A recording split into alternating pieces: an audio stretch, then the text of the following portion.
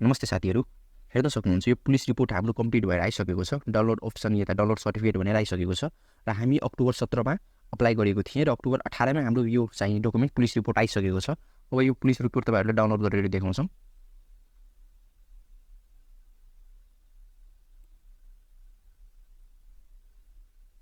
र हेर्न सक्नुहुन्छ यो पुलिस रिपोर्ट आइसकेको छ। अब यसमा हामीलाई स्ट्याम्प लगाउनु पर्ने हुन्छ। अब स्ट्याम्प लगाउनको लागि तपाईहरुलाई सबभन्दा पहिला आफ्नो ब्राउजरमा जानुपर्छ। फेरि ब्राउजरमा गए र ब्राउजरमा डिपार्टमेन्ट अफ consular भनेर सर्च गर्नु होला।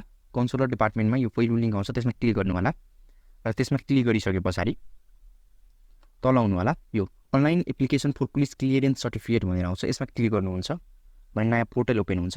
त्यसपछि यो सबै इन्स्ट्रक्सनहरु पढ्न सक्नुहुन्छ। त्यसपछि टिक गरेर यसमा नेक्स्ट गर्नु होला। त्यसपछि यसमा भेरिफिकेसन गर्न यो आउँछ, क्याप्चा आउँछ, त्यो क्याप्चा भर्नु होला र क्याप्चा भरिसकेपछि सबमिट गर्नु होला। त्यसपछि यो सर्टिफिकेट तपाईहरुले डाउनलोड गर्नु भएको छ, त्यसमा हेर्न सक्नुहुन्छ डिस्प्याच नम्बर होला। त्यो डिस्प्याच नम्बर तपाईहरु राख्नु होला। डिस्प्याच नम्बर राखिसकेपछि डेट अफ बर्थ राख्नु होला। त्यसपछि सबमिट गर्नु होला। सबै डिटेलहरु हेर्नु होला र लास्टमा गएर यहाँ मोबाइल नम्बरको ठाउँमा गएर आफ्नो मोबाइल नम्बर राख्नु होला। नम्बर राखिसकेपछि नेक्स्ट गर्नु होला। त्यसपछि तल आउनुहुन्छ भने यसको यो त रेफरेन्स नम्बर आउँछ। त्यसमा तपाईहरु पे नाउ गर्न सक्नुहुन्छ अथवा बैंक भाउचर क्रिएट गर्न सक्नुहुन्छ। म पे नाउ गर्छु, अनलाइन पे गर्छु। यसमा हामीले 500 रुपैयाँ पे गर्नुपर्ने हुन्छ। यसमा कनेक्ट आइपिएस ई सेवा खल्ती आइएमई बाट पे गर्न सक्नुहुन्छ। म ई सेवा सिलेक्ट गरेर यसमा पे गर्छु। यो रकम भुक्तानी गर्नुहुन्छ भने त्यसपछि तपाई आफ्नो इमेल र पासवर्ड राख्नु होला। इमेल र पासवर्ड राखिसकेपछि लगइन गर्नुहुन्छ भने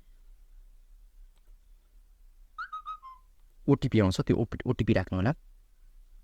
ओटीपी राखिसकेपछि कन्टिन्यू पेमेन्ट गर्नु होला र त्यसपछि गरी फेरि कन्टिन्यू पेमेन्टमा कन्फर्म गर्नु होला। पेमेन्ट भइसकेपछि तपाईहरु फेरि consular विभागमा जानु होला र यसमा अनलाइन क्लियरेन्स सर्टिफिकेटमा जानु होला र त्यसपछि तपाईहरु आफ्नो पेमेन्ट भेरिफिकेसन अथवा डाउनलोड अट्याच पीपीसी जुन गए पनि हुन्छ, तपाईले हेर्न सक्नुहुन्छ पेमेन्ट भएको छ कि छैन भनेर। यसको लागि तपाईहरुले जुन तपाईहरुले पेमेन्ट गर्ने बेलामा रेफरेन्स नम्बर थियो, त्यो रेफरेन्स नम्बर राख्नु होला र डिस्प्याच नम्बर राख्नु होला। यदि तपाईहरुले आफ्नो रेफरेन्स नम्बर बिर्सिनु भएको छ भने यो रेफरेन्स नम्बर बिर्सिनु भएको छमा क्लिक गर्नु होला र आफ्नो सर्टिफिकेटमा भएको डिस्प्याच नम्बर राख्नु होला र आफ्नो डेट अफ बर्थ राख्नु होला। यहाँ दुईटै राखिसकेपछि सबमिट गर्नुहुन्छ भने तपाईहरुले रेफरेन्स नम्बर पाउनुहुन्छ र यो रेफरेन्स नम्बर पाइसकेपछि तपाईहरुले फेरि यो यसमा गएर यो पेमेन्ट भेरिफिकेसनमा तपाईहरुले चेक गर्न सक्नुहुन्छ तपाईको पेमेन्ट भेरिफिकेसन भइसकेको छ पेमेन्ट कि बाँकी छ भनेर।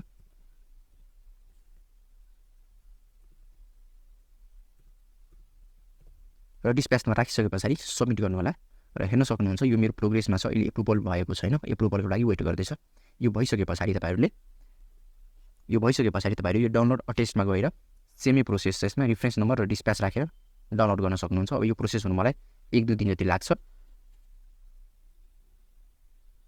2 दिन भइसकेको छ र अब मेरो सर्टिफिकेट आइसकेको होला। म चेक गर्न जाँदैछु। त्यसको लागि फेरि डिपार्टमेन्ट अफ consular सर्भिसमा मैले क्लिक गरेँ र फेरि यो फर्स्ट लिंकमा क्लिक गरेर भित्र गएँ र त्यसपछि फेरि यो फर्स्ट लिंकमा क्लिक गरेर यो डाउनलोड अट्याच्ड पीसीसीमा मैले क्लिक गर्छु। अब यसमा मलाई रेफरेन्स नम्बर चाहिन्छ।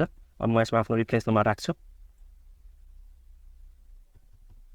त्यसपछि डिस्प्याच नम्बर राख्नुपर्ने हुन्छ र त्यसपछि सबमिट गर्छु र हेर्न सक्नुहुन्छ यो सक्सेस हुँदैछ। मेरो प्रोसेस कम्प्लिट भइसकेको छ। म पुलिस क्लियरेन्स सर्टिफिकेट डाउनलोड गर्न सक्छु। अब म डाउनलोड अटेस्ट पुलिस सर्टिफिकेट रिपोर्टमा क्लिक गरेँ र मेरो पीडीएफ डाउनलोड भइसकेको छ र हेर्न सक्नुहुन्छ तपाईहरुले मेरो यो स्ट्याम्प लगाएर आइसकेको छ डकुमेन्ट। अब यो डकुमेन्ट मैले युज गर्न सक्छु। यसरी तपाईहरुले आफ्नो पुलिस रिपोर्टमा स्ट्याम्प पनि लगाउन सक्नुहुन्छ र दुवै प्रोसेस कम्प्लिट गरेर आफ्नो कम्प्लिट पुलिस सर्टिफिकेट लिन सक्नुहुन्छ। भिडियो राम्रो लाग्यो भने च्यानल सब्स्क्राइब गर्नु होला। धन्यवाद।